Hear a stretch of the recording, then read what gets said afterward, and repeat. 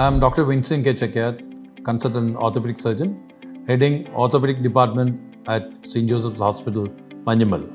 ഇവിടെ orthopedic department we cater to all the specialties in orthopedics like sports injuries, trauma care, joint replacements, knee replacement, shoulder, elbow. Joint replacement പറ്റി പറയുകയാണെങ്കിൽ ഏറ്റവും common ആയിട്ട് വരുന്നത് മുട്ട് മാറ്റിവെക്കുന്ന സർജറിയാണ്. മുട്ട് മാറ്റിവെക്കുന്ന സർജറി എപ്പോഴാണ് ചെയ്യുന്നത്?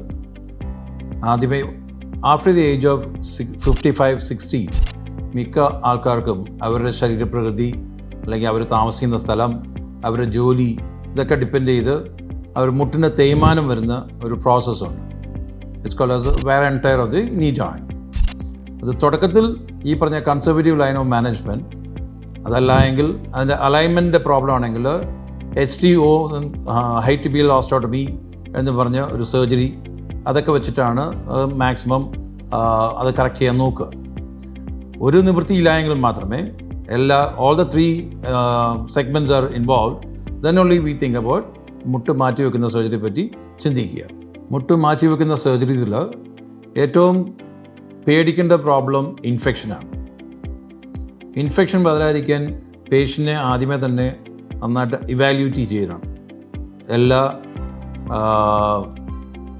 Whether it's dental department or gynaec, എല്ലാ ഡിപ്പാർട്ട്മെൻറ്റിലും അവർ ഇവാലുവേറ്റ് ചെയ്ത് we have to make sure that there is no any focus of infection in the body.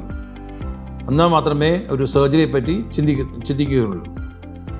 അത് ചെയ്ത് കഴിഞ്ഞാലും ഈ മുട്ട് മാറ്റിവെക്കുന്ന സർജറിയിൽ ടിബിയയുടെ തുടയലിൻ്റെ താഴത്തെ ഭാഗവും താഴത്തേലിൻ്റെ മേൽഭാഗവും ചിരട്ട എല്ലാ കേസിലും മാറ്റാറില്ല, ചില കേസുകളിൽ മാത്രം.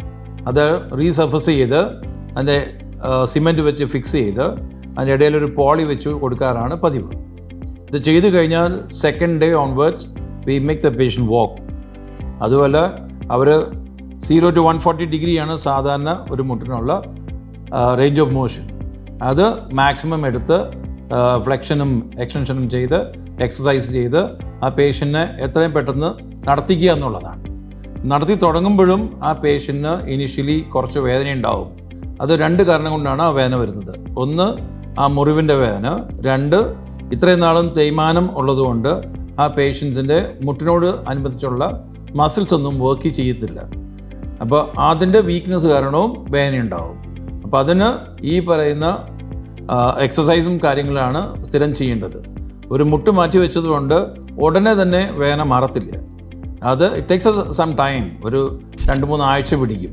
അതിനിടയിൽ ഈ പറഞ്ഞ എക്സസൈസൊക്കെ ചെയ്ത് ആ മസിൽസിനെ ബലപ്പെടുത്തുന്നതിനോടൊപ്പം മുട്ടിൻ്റെ വേദന മാറുകയും ചെയ്യും. ഇതിനകത്ത് ഏറ്റവും വലിയ കോംപ്ലിക്കേഷൻ ഞാൻ മുമ്പ് പറഞ്ഞ പോലെ ഇൻഫെക്ഷനാണ്.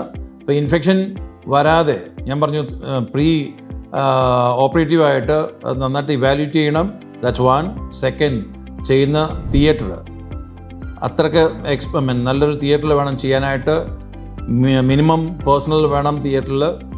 പിന്നെ പ്രോപ്പർ ആൻറ്റിബയോട്ടിക് കവറേജ്. പിന്നെ അധികം വിസിറ്റേഴ്സിന് അലോ ചെയ്യാറില്ല ഈ പറയുന്ന കേസ് കഴിഞ്ഞതിന് ശേഷം.